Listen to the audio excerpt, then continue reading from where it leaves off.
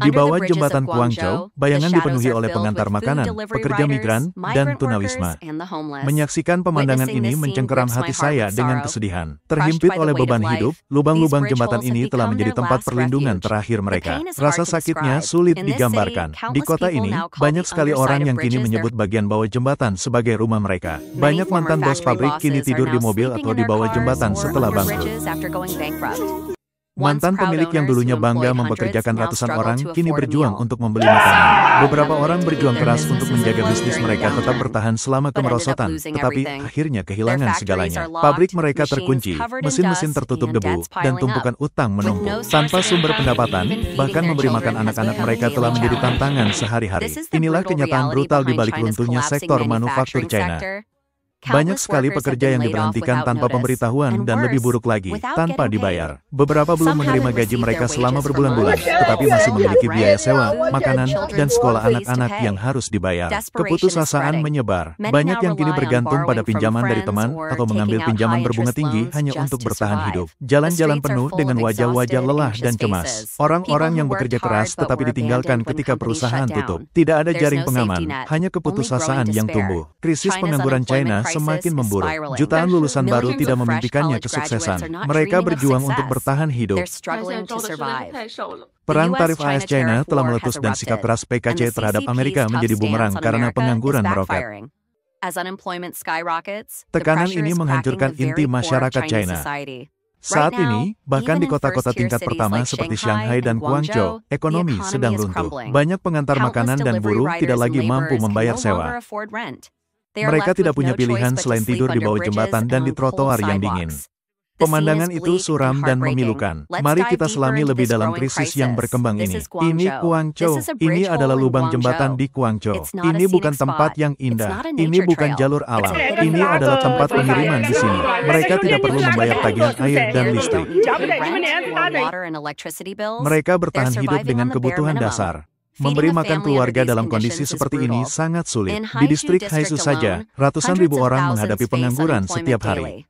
Setiap hari, semakin banyak orang kehilangan pekerjaan. Semakin banyak yang terpaksa tidur di bawah jembatan. Ini Guangzhou, yang disebut kota tingkat pertama. Namun di sini, lubang-lubang jembatan penuh. Siapa yang akan mendengarkan tangisan diam mereka? Siapa yang benar-benar bisa merasakan keputusasaan mereka? Apakah Anda ingat saudara tunawisma yang tinggal di bawah jembatan ini? Ternyata dia bukan orang biasa. Pria satu, saya datang dari Chongqing dan sudah tinggal di sini selama lebih dari 2 tahun. Pria dua, saudara, di mana keluargamu? Pria satu, saya tidak punya keluarga. Saya lajang. Pria dua, bagaimana Anda mencari nafkah? Pria satu, saya mengumpulkan dan menjual sampah. Saya tidak pernah mengambil apapun dari orang lain. Jangan ragukan saya. Jika saya melihat sampah di jalan, saya membuangnya ke tempat sampah. Suatu kali, saya menemukan dompet di halte bus dan menunggu berjam-jam sampai pemiliknya datang mengambilnya. Tidak peduli apakah seseorang punya uang atau tidak. Yang penting punya moral. Ekonomi China sedang merosot, dan Guangzhou tidak terkecuali. Mencari pekerjaan menjadi sangat sulit. Ini bukan lagi Guangzhou yang ramai beberapa tahun lalu. Pengangguran ada di mana-mana. Teman-teman saya, pasar kerja dan ekonomi di Guangzhou benar-benar runtuh. Saya orang lokal yang lahir di pedesaan, dan saya telah melihat terlalu banyak orang berubah dari ambisius dan penuh semangat menjadi benar-benar tersesat. Ambil jalan XXX misalnya, dulu penuh dengan orang. Sekarang seperti kota hantu. Deretan toko tutup, semua dengan tanda disewakan. Dulu sulit mencari toko untuk disewa. Sekarang, tidak ada yang peduli. Usaha kecil mati satu persatu. Dan bahkan perusahaan besar pun gelisah. PHK dan pemotongan gaji ada di mana-mana. Semakin banyak orang menganggur. Semua orang berbondong-bondong menjadi pengantar makanan, taksi online, kurir. Tapi terlalu banyak orang mengejar terlalu sedikit pekerjaan. Persaingannya gila. Bagi orang biasa, mendapatkan pekerjaan sekarang terasa mustahil. Upah sangat rendah, harga terus naik. Anda tidak bisa keluar dari supermarket tanpa menghabiskan 200 yuan ketika harga sayuran lebih mahal dari daging. Keluarga-keluarga hampir tidak bisa bertahan, berjuang dengan gaji kecil. Semua orang harus bekerja hanya untuk bertahan hidup. Saya 36 tahun, menganggur. Saya bekerja di pabrik selama 3 tahun dan dipecat hanya dalam 5 menit. Anda beritahu saya, pengalaman hidup macam apa itu? Halo semuanya, saya Xiao yang dari Guangzhou. Hari ini seharusnya menjadi hari Minggu yang santai, tetapi saya mendapat pesan dari bos saya. Karena kebijakan dan faktor lainnya, kami tiba-tiba akan libur tanpa batas waktu. Saya terkejut, bayangkan diberitahu bahwa Anda hanya akan mendapat gaji pokok. Akankah Anda menerimanya? Saya memilih untuk mengundurkan diri. Kontrak sewa saya belum habis dan saya tidak bisa mendapatkan kembali deposit. Sekarang saya sangat ingin mencari pekerjaan dalam jarak 5 km. Menganggur itu menyedihkan.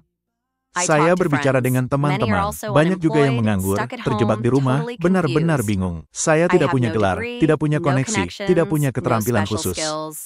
Saya mulai panik, tetapi yang bisa saya lakukan hanyalah menghadapi kenyataan. Hidup tidak selalu mulus. Saya akan terus mencari pekerjaan dan berjuang melewati kemunduran. Saya masih percaya pada hari esok. Mari kita tetap kuat bersama. Hari ini, saya punya wawancara lagi. Saya sudah menganggur lebih dari sebulan sekarang di Guangzhou. Masih belum ada pekerjaan. Jujur saya tidak tahu kenapa. Rasanya seperti saya tersesat. Saya telah melamar sebagai staf administrasi, asisten, apa saja. Wawancara hari ini untuk staf administrasi gudang. Pekerjaannya tampak mudah, menangani keluar masuk gudang, beberapa perencanaan. Jaraknya hanya 2 km dari rumah, jadi saya bersepeda ke sana. Itu pabrik kecil. Hari menjelaskan tugasnya.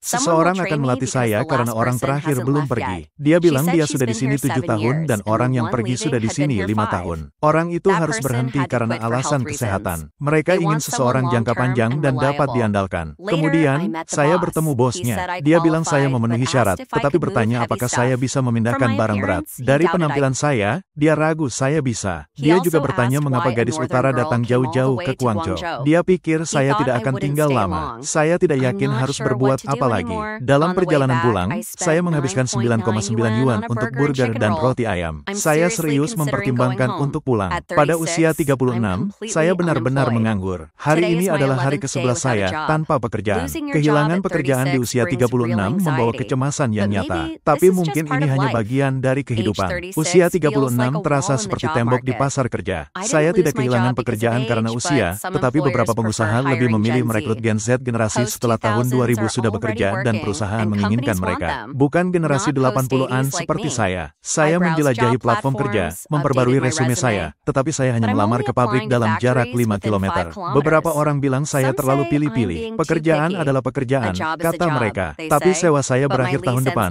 dan saya belum bisa pindah.